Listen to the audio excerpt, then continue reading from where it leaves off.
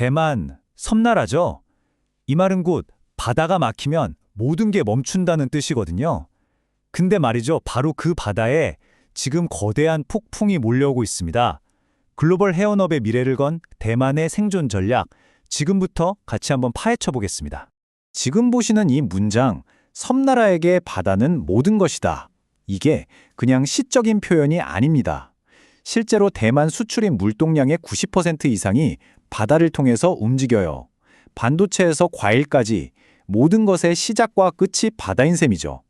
정말 말 그대로 대만의 생명줄, 바로 그 자체인 겁니다.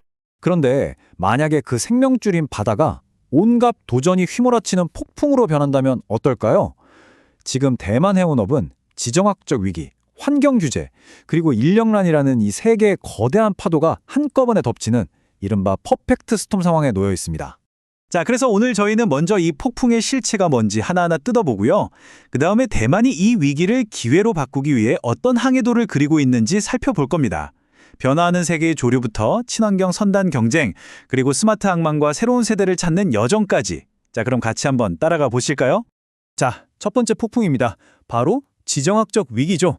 지금 전 세계 정치, 경제 지형이 그야말로 뿌리부터 흔들리고 있습니다. 지금 왼쪽이랑 오른쪽 이 두 그림이 모든 걸 설명해 줍니다. 불과 몇 년 전까지만 해도 세계 무역은 왼쪽 그림처럼 낮은 관세와 예측 가능한 규칙 속에서 순항했죠. 하지만 지금은요, 오른쪽처럼 지정학, 경제안보, 보호무역주의라는 거친 파도가 모든 걸 좌우하고 있습니다. 여기에 미국 대선 같은 정치적 변수, 또 브라질이나 인도 같은 글로벌 사우스의 목소리가 커지면서 판이 완전히 새로 짜이고 있다, 이렇게 보시면 됩니다. 이런 거대한 변화에 기업들은 가만히 있을 수 없겠죠. 그래서 나온 게 바로 차이나 플러스 원 전략입니다. 그러니까 중국에만 몰려있던 생산기지를 베트남, 멕시코, 인도 같은 다른 나라로 옮겨서 위험을 분산시키는 거죠. 이게 단순히 공장 몇 개 옮기는 문제가 아니에요. 전 세계 물류의 흐름, 즉 바닷길 자체가 바뀐다는 뜻이거든요. 이건 대만 해운업계 입장에선 정말 엄청난 위기인 동시에 또 새로운 기회가 될 수도 있는 겁니다. 그럼 기업들 입장에선 어디로 가야 할까요? 이 표를 보면 그 딜레마가 딱 보입니다. 동남아시아는 인건비가 싸지만 아직 인프라가 부족하고, 미국과 가까운 곳으로 공장을 옮기는 니어쇼어링은 안정적이긴 한데 비용이 너무 많이 들죠. 게다가 최근 홍해 사태처럼 어디서 무슨 일이 터질지 모르니까 이제는 단순히 비용 문제만이 아니라 이 항로의 안전성까지 생각해야 하는 아주 복잡한 고차방 정식이 된 거죠. 자, 근데 이 지정학적 폭풍이 다가 아니에요. 동시에 눈에 잘 보이지는 않지만 어쩌면 훨씬 더 근본적이고 강력한 압박이 해운업계 전체를 덮치고 있습니다. 바로 탈탄소화라는 환경규제의 폭풍입니다. 바로 2050년. 이 숫자가 모든 걸 말해줍니다. 전 세계 해운업계가 넷제로, 그러니까 탄소 순 배출량을 제로로 만들어야 하는 마감 시한입니다. 이건 뭐 그냥 효율 좀 높이는 수준이 아니고요. 말 그대로 연료혁명을 일으켜야 하는 정말 어마어마한 과제인 거죠. 이 연료혁명의 차세대 주자로 떠오르는 게 바로 그린 수소랑 그린 암모니아입니다. 재생에너지로 만들어서 탄소 배출이 없는 청정 연료거든요. 하지만 대만의 보고서도 솔직히 인정하듯이 이 꿈의 연료를 진짜 배에 쓰려면 정책, 인프라, 그리고 산업계의 협력이라는 이 세 개의 아주 높은 산을 넘어야 합니다. 한마디로 아직 갈 길이 멀다는 얘기죠. 근데 여기서 정말 아이러니한 상황이 벌어집니다. 바로 친환경 정책끼리 부딪히는 문제인데요. 대만은 친환경 에너지를 만들려고 바다에 거대한 풍력발전 단지를 지어야 해요.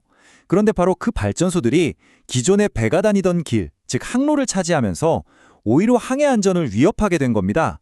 그러니까 친환경을 하려다가 다른 친환경을 방해하는 그런 상황이 된 거예요. 이 공간 충돌이라는 예상 밖의 문제를 푸는 것도 아주 중요한 과제가 됐습니다. 자, 그렇다면 대만은 이 거대한 폭풍들에 맞서서 도대체 어떤 항해도를 그리고 있을까요? 그 첫 번째 전략은 바로 기순입니다. 최첨단 기술로 항만을 더 똑똑하게, 공급망을 더 튼튼하게 만들어서 외부 충격에도 흔들리지 않는 회복력을 키우겠다는 거죠. 그 중심에 트랜스 스마트 2.0 플러스 계획이 있습니다. 이름부터 뭔가 대단하죠? 내용을 들여다보면 정말 영화 속 미래 항만을 보는 것 같아요. AI가 알아서 선박 운항의 위험을 미리 경고해주고 3D 모델로 항만 전체를 가상현실처럼 관리하고 사람이 가기 힘든 곳은 드론이 날아다니면서 점검합니다.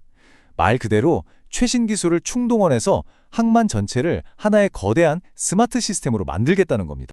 기술과 더불어서 또 하나의 무기가 바로 이 자유무역 항만 지역입니다. 이게 뭐냐면 땅은 대만 안에 있는데 세관 밖으로 취급해주는 그런 특별 구역이에요.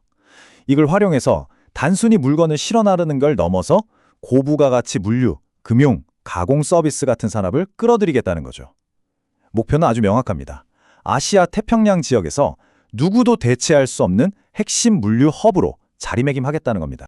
자, 그런데요. 아무리 최첨단 기술이랑 기가 막힌 제도를 갖춰놔도 결국 이걸 움직이는 건 사람이잖아요. 이제 마지막이자 어쩌면 가장 근본적인 문제, 바로 사람, 인재 위기와 그 해법을 들여다볼 시간입니다. 지금 보시는 이 차트, 이게 바로 대만 해운업이 마주한 가장 아픈 현실을 그대로 보여줍니다. 쉽게 말해서 해양 전문가가 되라고 열심히 가르쳐 놨더니 졸업생 5명 중에 4명은 바다로 안 나간다는 거예요. 항해과 졸업생도 10명 중 7은 다른 직업을 찾고요. 이건 정말 심각한 문제입니다. 아무리 좋은 배와 항만이 있어도 그걸 운용할 사람이 사라지고 있다는 뜻이니까요. 아니, 도대체 왜 이렇게 젊은 인재들이 바다를 떠나는 걸까요? 이 인용문이 그 이유 중 하나를 보여줍니다. 인턴십 제도가 완전 주먹구구식이라서 학생들이 뭘 어떻게 해야 할지 혼란스러워하고 기업들은 또 기업들대로 필요한 사람을 못 구해서 애를 먹는다는 거죠. 결국 학생도 기업도 양쪽 모두가 손해만 보는 악순환이 계속되고 있는 겁니다. 그래서 대만이 내놓은 해법은 아주 명확한 3단계로 구성되어 있습니다.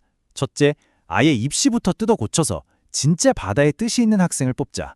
둘째, 인턴십 제도를 표준화해서 체계적으로 전문가를 키워내자. 그리고 마지막으로 제대로 된 월급과 비전을 줘서 자부심을 갖고 일하게 만들자는 겁니다. 결국 핵심은 이거예요. 해운업을 다시 가고 싶은 직장, 매력적인 직업으로 만드는 것. 자, 그럼 정리해 보겠습니다. 대만이 이 거친 폭풍우를 뚫고 나아가기 위해 세운 전략은 크게 3개의 기둥 위에 서 있습니다. 바로 외부 충격에 강한 회복력, 친환경으로 전환하는 지속 가능성, 그리고 이 모든 것을 현실로 만들 차세대 인재입니다. 항해도는 멋지게 그려졌습니다.